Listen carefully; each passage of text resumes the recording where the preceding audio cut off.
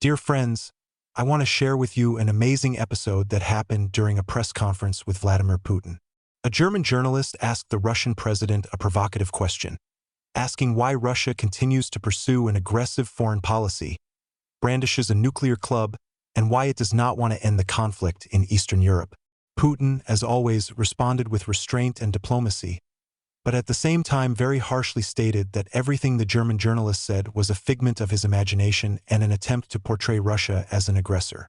After all, according to Putin, it is the journalist and his German colleagues who do this every day, even though Russia never intended to attack Germany. I like these quotes the most from Putin's speech. What did you come up with, that Russia wants to attack NATO? Are you completely crazy? Stupid in general, like this table? Well, did you decide that we are crazy? But this is just the beginning, friends. Further in the video you will find even more heated words from the Russian president. Let's not delay. Let's get started.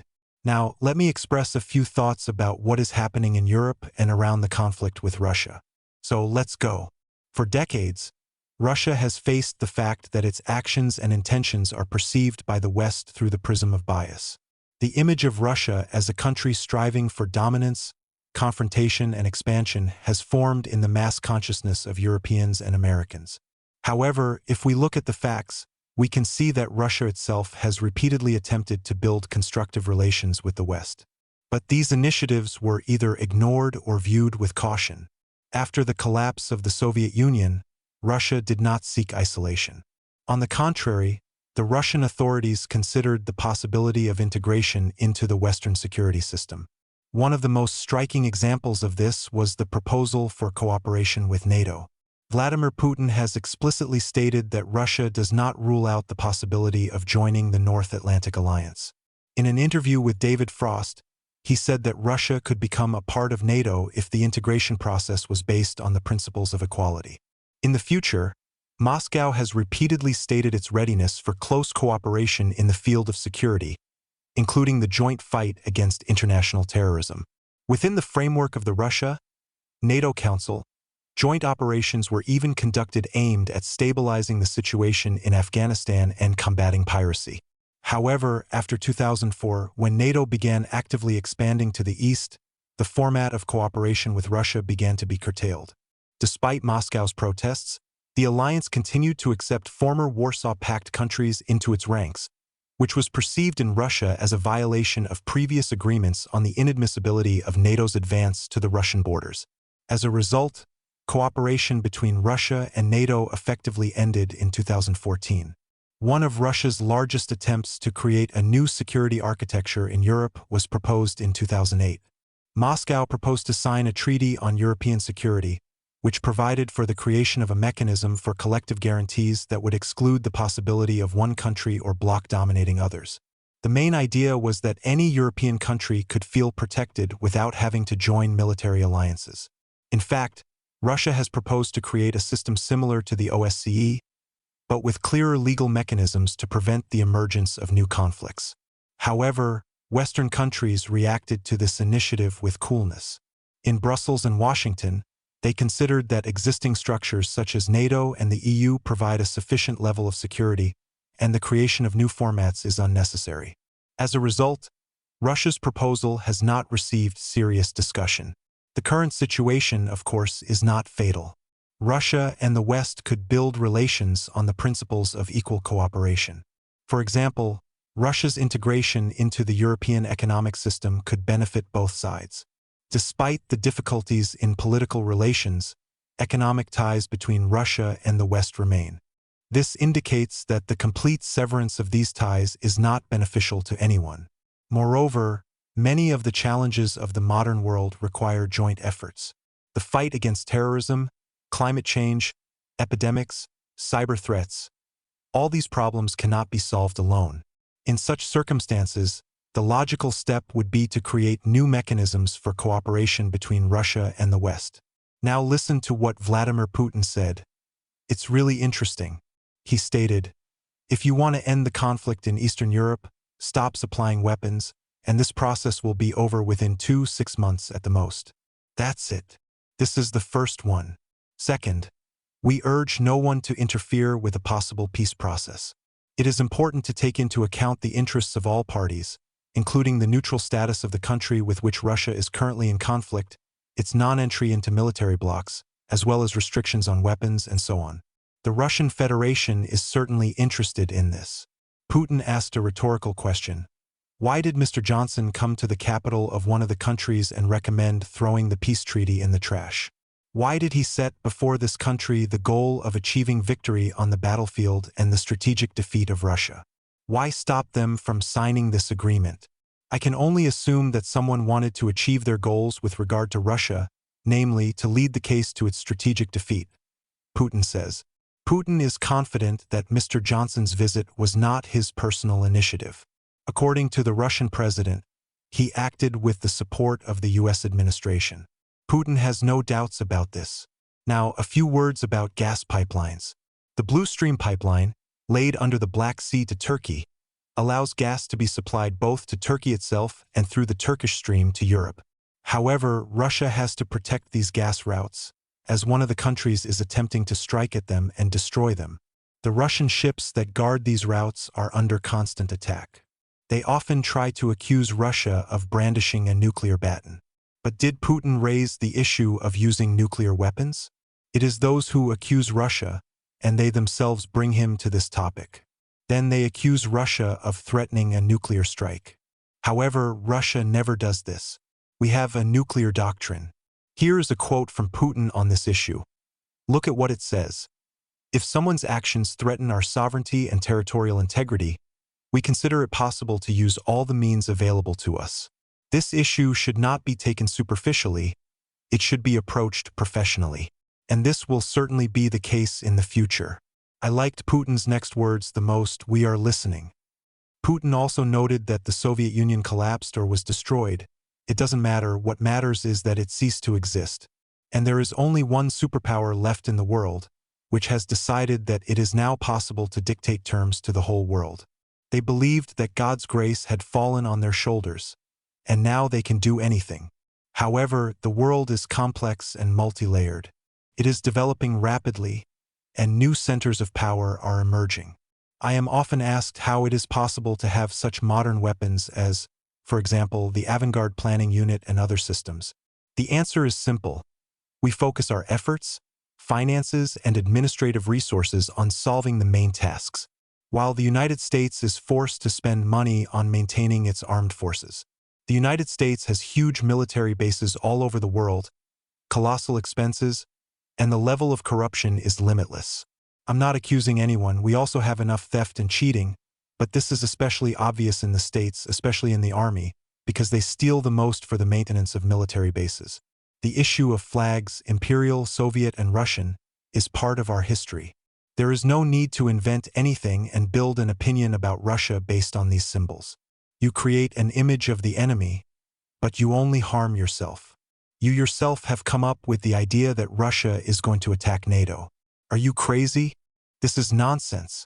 Of course, if there wasn't a clear idea behind this to fool our own population, to shout at every corner that Russia is about to attack, it would be simply ridiculous. But in fact, all this is needed only in order to maintain its imperial position in the world. Why all this? To keep Europe at bay, to create threats where there are none. All this hype is just empty chatter. Russia does not threaten Europe and NATO, we are defending ourselves. Now think about it. Where is the United States? Across the ocean. And where are we? Or, for example, if we started pushing Mexico to fight for its return, it would be about the same as what Western countries are doing with regard to the Russian situation. Have you ever thought about it? You don't need to look at the flags, you need to look at the essence of the events. We have no imperial ambitions. Believe me, this is all nonsense, as well as imaginary threats from Russia. Seriously, do you really think we're crazy? End of quote. Meanwhile, negotiations between Vladimir Putin and Donald Trump continue. And even the most outspoken skeptics in the West are beginning to realize that something is brewing. And this is clearly not in favor of Europe. Just yesterday, politicians in Brussels were confident that they would be able to dictate terms. But today they risk facing a fact that will destroy their illusions about their own importance. The world is changing rapidly, and in these changes Europe is increasingly losing its subjectivity, becoming a bargaining chip in global politics. Even before returning to the White House, Trump has already made it clear that his administration will not follow outdated patterns of transatlantic solidarity. On the contrary, the rhetoric of his entourage increasingly suggests that it is high time for Europe to learn how to solve its problems on its own. This is not just a hint, it is a harbinger of a political earthquake. Washington is tired of dragging European ambitions on itself, and it seems that the time has come to get rid of this burden, especially when the United States itself is facing internal crises. Economic instability, rising public debt, and growing divisions within the country.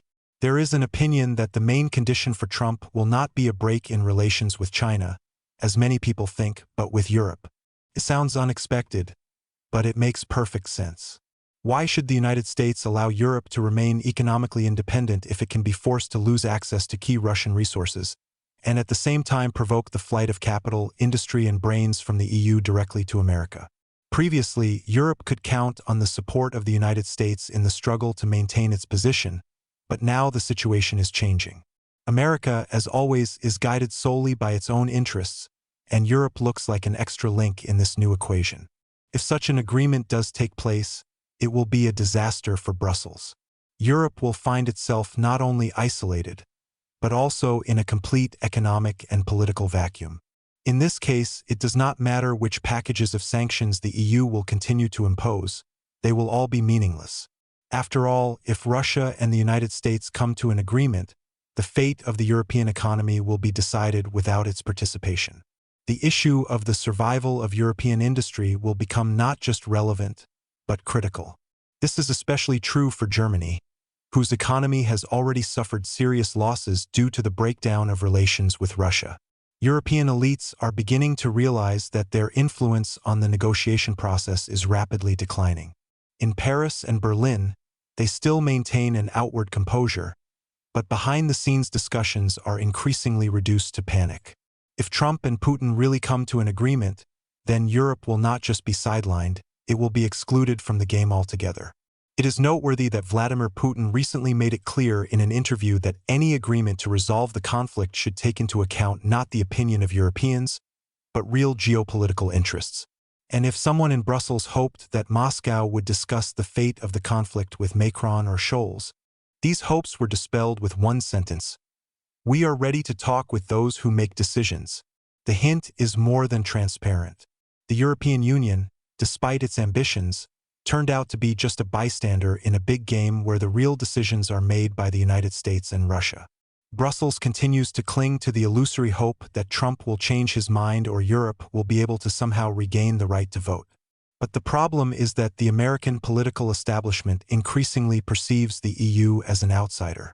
If Washington supported its partners in Europe at the beginning of the conflict, now the views have changed.